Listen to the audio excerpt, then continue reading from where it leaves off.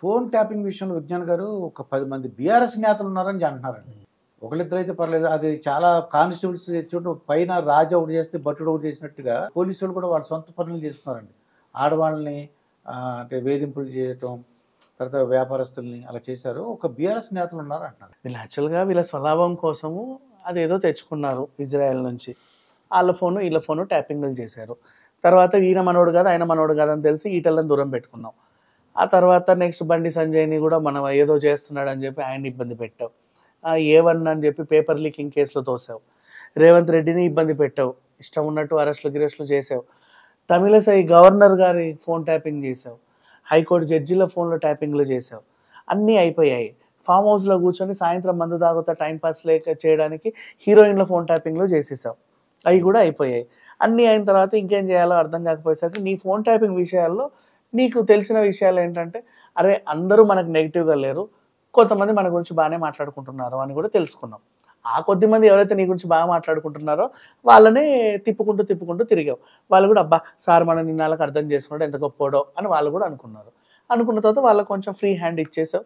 నువ్వు ఎట్లా ట్యాపింగ్లు చేస్తావు వాళ్ళ నమ్మకస్తున్నా నువ్వు నమ్మావు, చెప్పావు ఇట్లా చేస్తున్నాం మనం, మీరు నా వాళ్ళని తెలిసింది, మన వాళ్ళు ఇంకెంతమంది ఉన్నారో కనుక్కోండి, నేను ఒక్కటే కూర్చొని వినలేకపోతున్నా ఈ దరిద్రాలన్నీ, మీరు కూడా తిలా పాపం తలా పిడికాడు విని నాకు చెప్పండి ఎవరెవరు ఏమేమి చేస్తున్నారు అనేది. అంటే వీళ్ళు కూడా అదే పని అరే ఇదేదో భలే ఉంది అని చెప్పేసి వాళ్ళందరూ కూడా అందులో ఇన్వాల్వ్ అయ్యి ఉన్నారు. సో ఇప్పుడు ఇతన్ని అరెస్ట్ చేయడం వల్ల పోలీస్ ఆఫీసర్లు అందరూ లోపల ఉండడం ద్వారా ఒకరొకరు పేర్లు బయటకు వస్తున్నాయి. ఇప్పుడు ఈ 10 మంది ఎమ్మెల్యేల పేర్లు వస్తే నెక్స్ట్ కేసీఆర్ పేరు కూడా వచ్చేస్తుంది. ఇబ్బంది అవుతుందంటారా వాళ్ళ కేసీఆర్ పేరు? అంటే ఇబ్బంది అవ్వడమా, మామూలు ఇబ్బంది అవుతుందా? మామూలుగా ఉండదు. ఇక మీదట అసలు తీహార్ జైలు ఎలా ఉంటుంది, అసలు చెంచల్గఢ్ ఎలా ఉంటుంది, అసలు చెర్లపల్లి ఎలా ఉంటుంది అనేది ఈయన లోపలికి వేసిన తర్వాత అప్పుడు చెప్తారు. కేసీఆర్ ఏమన్నారంటే ఈ బీఆర్ఎస్ని టీఆర్ఎస్గా మారుస్తున్నారు. దీనిపై మీరు ఏమంటారు? నా కర్మగాలి వాళ్ళన్నీ మనం వీళ్ళ గురించే మాట్లాడుకుంటున్నాం. అది బీఆర్ఎస్ అయితే ఏంటి, టీఆర్ఎస్ ఏంటి, వాళ్ళ పిండాకోడ్ అయితే ఏంటి, వాళ్ళ స్నార్థం అయితే ఏంటి, మనకి ఎందుకండి? ఆల్రెడీ ఏదో పెట్టుకున్నారు పార్టీ, దాన్ని ఇంకేదో చేద్దామని చెప్పి అడిషనల్ ఎక్స్టెన్షన్ చేసుకున్నారు. ఆ ఎక్స్టెన్షన్ కలిసి రాలేదు, మళ్ళీ సొంత పేరే పెట్టుకుందాం అనుకున్నారు. ఎట్లా పెట్టుకున్నా ఏం చేసినా ఇక మీదటైతే వాళ్ళకంటూ దిక్కు దిమాల లేదు తెలంగాణలో. సో వీళ్ళ పార్టీ టీఆర్ఎస్ అయినా బీఆర్ఎస్ అయినా XYZ RS అయినా అది వాళ్ళ స్నార్థమైనా మాట్లాడుకోవడం దండగా అనవసరమైన టాపిక్ ఇది. చెప్పండి వాళ్ళు ఏమైనా చేసుకొని నెత్తినేసి తగిలేసుకొని మనకు ఇండియా అంతా బీఆర్ఎస్ విస్తరించండి, గ్రహాంతలు విస్తరించి గ్రహాంతల వాసులతో కూడా ఓట్లు వేయించుకోండి. ఏమైంది ప్లూటో, నెప్ట్యూన్, సాటర్న్, సన్ను మీద కూడా కూర్చోండి, మిమ్మల్ని ఎవరు వద్దన్నారు? అట్లుంది వీళ్ళ వేషాలు ఏమైతే ఉన్నాయో. థర్డ్ ఫ్రంట్ తీసుకొద్దామని ఆయన తిరిగాడు. థర్డ్ ఫ్రంట్ కోసం చిల్లర కావాలి. ఇక్కడ యథేచ్ఛగా చేయని అన్యాయం అంటూ లేదు, దోచుకొని చిల్లర అంటూ లేవు, అన్ని రకాలుగా దోచుకున్నావు. థర్డ్ ఫ్రంట్ అంటే మాటలా? మరి వాళ్ళకున్నంత డబ్బులు ఈయనకుంటేనే కదా ఏదో చేయగలడు. అట్లా అన్ని తిరిగావు. ఎక్కడ చూడు అందరు ఎడమకాల చెప్పులు పాత చీపురు కట్టలు మొహం తీసి ఇసిరేశారు. మనకి ఎందుకు వచ్చిన గొడవలే అని చెప్పి మళ్ళీ సొంత రాష్ట్రానికి వచ్చావు. ఇక్కడ కూడా ముక్కు జీది మొహం మీద వేస్తున్నారు. అయినా సరే ఏం చేయాలో అర్థం కాక ఇదేదో పాతదే కలిసి వచ్చింది, అప్పుడు మనం బాగున్నాము, అనవసరంగా ఇదేదో చేసుకున్నాము అని చెప్పి మరి ఏ ఉగాది పంచాంగ శ్రవణం విన్నాడో లేకపోతే జ్యోతిష నిపుణుడు చెప్పాడో తెలియదు, కానీ మొత్తానికైతే మనమే చేసుకొని మళ్ళీ ఫస్ట్ నుంచి కట్టుకుందామా అని అనుకున్నారు. అందులో చేతిలో చేసి ఓకే చేసుకున్నారు, డన్ అయిపోయింది. ఇప్పుడు మళ్ళీ కోర్ నుంచి రావాలని ట్రై చేస్తున్నారు. ఇక వస్తారు లేకపోతే రారులే, బట్ వాళ్ళ ప్రయత్నం అయితే వాళ్ళు చేసుకుంటారు. నిజాన్ని నేను ఒప్పుకున్నట్టే ఇప్పుడు 100% మొత్తం దేశం మొత్తం ఏం పేరు ఉంది, తెలంగాణలో ఏ పేరు ఉందని నాకు తెలిసినట్టుగా అనిపిస్తుంది. అవును లేకపోతే బీఆర్ఎస్ నుంచి టీఆర్ఎస్కి మారలేరు కదా అని. ఎందుకు అవసరమే ఉంది? భారత రాష్ట్రీయ సమితి ఏం పెట్టా? అసలు నువ్వు పెట్టిన పేరు కన్నా ఒక అర్థం ఉందా? అర్థం లేదు. ఊరికే ఏదో పెట్టావు రాష్ట్రీయ సమితి అని. అసలు ఫుల్ ఫామ్ ఏంటో తెలుసుకొని చావండి. ఊరికే పేర్లు కలిసి వచ్చాయి కదా అని చెప్పేసి ఇష్టం ఉన్నట్టు ఏదో పెట్టుకున్నారు. వాళ్ళ కర్మ ఏంటో వాళ్ళ అదృష్టం అనుకోవాలేమో. ఆ కారు లాగే ఉంది. ఇంకా నేను బీఆర్ఎస్ అయినాక కొత్త గుర్తించి చావాలా? అసలు ఆ 4 ఓట్లు కూడా పడేది కాదు. ఇక మార్గదర్శక విషయానికి వస్తే కొద్దిగా ఈయన ఉన్నారు కదా ఉండవల్లి అరుణ్ కుమార్, ఆయన కొద్దిగా దెబ్బ తగిలినట్టు అనిపిస్తుందండి. సుప్రీంకోర్టు ఈయన ఇచ్చిన దానికి వ్యతిరేకంగా చెప్పినట్టు అనిపించింది నాకు. ఇక్కడ యాక్చువల్గా రామోజీరావు గారికి వ్యతిరేకంగా సుప్రీంకోర్టు తీర్పు చెప్పింది. అసలు విషయంలోకి వెళ్తే ఇప్పుడు ఉండవల్లి గురించి పక్కన పెడదాం, బేసిక్గా మాట్లాడుకుందాం. చిట్టీలు అనేవి ఒక ఎమోషన్ మన అందరికీ కూడా. అఫ్కోర్స్ అది ఇల్లీగలే, ఎవరైతే నిర్వహిస్తారో ఇల్లీగలే, కాదనలేం. ఆయన అలా తీసుకోవడం తప్పు, ప్రజల దగ్గర నుంచి అలా డబ్బు వసూలు చేయడం తప్పే. డిపాజిట్లు. కానీ చిట్టీలు మన ఎమోషన్, మన ఇళ్లలో కూడా ఒక పెద్ద మనిషిని చూసి మన అందరం కూడా చిట్టీలు వేసుకుంటాం. అంతెందుకు ఇప్పుడు కింద రోడ్డు మీదకి వెళ్ళి బస్ స్టాండ్ దగ్గర నిలబడితే 10 మంది మహిళల్ని చూస్తే అందులో 6 చిట్టీలు వేస్తారు. ఈ చుట్టుపక్కల దుకాణాలందరి దగ్గరికి వెళ్తే అందులో 10 మంది చిట్టీలు వేస్తారు. వాళ్ళకి ఏంటంటే నెల నెల వచ్చే దాంట్లో ఇంత ఓ పావుల అటు ఇసిరేసామనుకోండి, 6 నెలలకు 7 నెలలకు అది ఇంత మూటయ్యి వస్తుంది, సరిపోద్ది.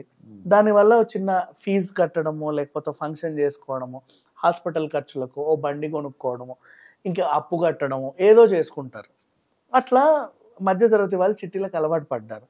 కాకపోతే ఏంటంటే వాళ్ళ ఇళ్లలో ఎప్పుడైతే చిట్టీలు వేస్తూ ఉన్నారో, అపార్ట్మెంట్లలో చిట్టీలు వేస్తూ ఉన్నారో వాళ్ళు ఎత్తేస్తున్నారు. అప్పుడప్పుడు వాళ్ళు కోట్లు దండుకొని పారిపోతున్నారు. ట్రస్ట్ వర్తి పీపుల్ ఒకరు కావాలి, నమ్మకమైన వాళ్ళు ఒకరు కావాలి. సంస్థల్లో ఇన్వెస్ట్ చేద్దాం అనుకుంటారు, సంస్థలు కూడా బోర్డు తిప్పేస్తున్నాయి. బోల్డ్ అని చూశారు. వీళ్ళకి చిన్నప్పటి నుంచి చూసినటువంటి ఒక నమ్మకమైన మనిషిలాగా రామోజీరావు గారు కనబడ్డారు. అరే అంత పెద్ద ఆయన, అన్ని కోట్ల ఆస్తులు ఉన్నాయి, మన 15,000 ఏం చేస్తాడు, మన 10,000 ఏం చేస్తాడులే అని చెప్పి నమ్మారు. ఓకేనా. ఆ తర్వాత మార్గదర్శి మొత్తం బాగా విస్తరించింది, చాలా మంది ఖాతాదారులు చేరారు. ఓకే, ఇప్పుడు మార్గదర్శి ఏం చేయాలి? చిట్టి డబ్బులు అంటే నీ డబ్బులు నీకే ఇవ్వాలి. నీ దగ్గర నేను 100 తీసుకున్నా, నెల వసూలు చేస్తున్నా, ఓ సంవత్సరానికి నీకు ఇదిగో అయ్యా 1,200 నేను ఇవ్వాలి నీకు. అలా ఈ సర్వీస్ చేయడానికి నాకేంటి ఉద్దేశం ఏంటి? నేనేమన్నా నీకు సర్వీస్ చేస్తున్నానా? అట్లా ఏం లేదు. నాకు కూడా ఒక బిజినెస్ ఇది ఉంది, ఇంత మూట నేను పెట్టుకున్నాను కాబట్టి దాన్ని నేను మళ్ళీ ఫైనాన్స్ తెచ్చుకొని రొటేట్ చేసి నేను లాభపడి నా రెంట్లు కట్టుకొని, నా ఆఫీస్లో జీతాలు ఇచ్చుకొని, నీ ప్రాఫిట్ నీకు ఇచ్చి అట్లా అందరం కలిసి బాగుపడుతున్నాం. కాకపోతే ఆర్బీఐ రూల్ ప్రకారంగా 45A ప్రకారంగా చూసుకుంటే ఇది నేరం. ప్రజల దగ్గర సొమ్మల ఇష్టం ఉన్నట్టు తీసుకొని దాన్ని ఇటిటిట తిప్పి ఏదేదో చేయొద్దు. ఆ వసూలు చేయడమే నేరం ఫస్ట్ ఆఫ్ ఆల్. అది పక్కన పెడితే అది ఆర్బీఐ ప్రకారంగా నేరమే కావచ్చు, కానీ జనాలకు ఒక ఎమోషన్, వాళ్ళకి ఖచ్చితంగా డబ్బులు ఇవ్వాలి, ఒక దగ్గర పెట్టాలి. నువ్వు చెప్పావు నీకు అంత కావాలంటే బ్యాంకులో వేసుకో అన్నావు, నేను బ్యాంక్ లేను, పోస్ట్ ఆఫీస్లో వేసుకో, నేను నాకు చిట్టియే కావాలి, నేను ఎక్కడో దగ్గర వేయాలి, వాళ్ళు నమ్మకంగా ఉండాలి. కాబట్టి రామోజీరావును నమ్మారు జనాలంతా. అండ్ 17 ఏళ్ల క్రితం ఈ కేసు దాఖలైంది మార్గదర్శిలో ఏంటి అన్యాయాలు, మోసాలు, అక్రమాలు అని. మొన్న వాళ్ళు కూడా సర్లే నువ్వు నేరం అంటున్నావు, వసూలు చేయడం ఇచ్చేస్తున్నామని చెప్పి అందరికీ తిరిగి ఇచ్చేసాడు. అన్నీ ఇవ్వగా ఇంకా 5 కోట్ల కొంచెం బ్యాలెన్స్, అవి కూడా ఇచ్చేస్తారు, పెద్ద విషయం ఏం కాదు. కోట్లు అన్నీ రిటర్న్ ఇచ్చేస్తారు కూడా. ఇప్పటి వరకు ఒక్క బాధితుడు కానీ బయటికి వచ్చి మార్గదర్శిలో నేను 10,000 పెట్టి మోసపోయానండి అని చెప్పాల ఈ రోజు వరకు కూడా, ఒక్కడు కూడా. అండ్ ఇంకో ఖాతాదారుడు మేము పెట్టామండి అందరికీ డబ్బులు వెనక్కి ఇచ్చామన్నారు, నాకు ఇవ్వలేదండి అని ఎవరు చెప్పాల. రైట్.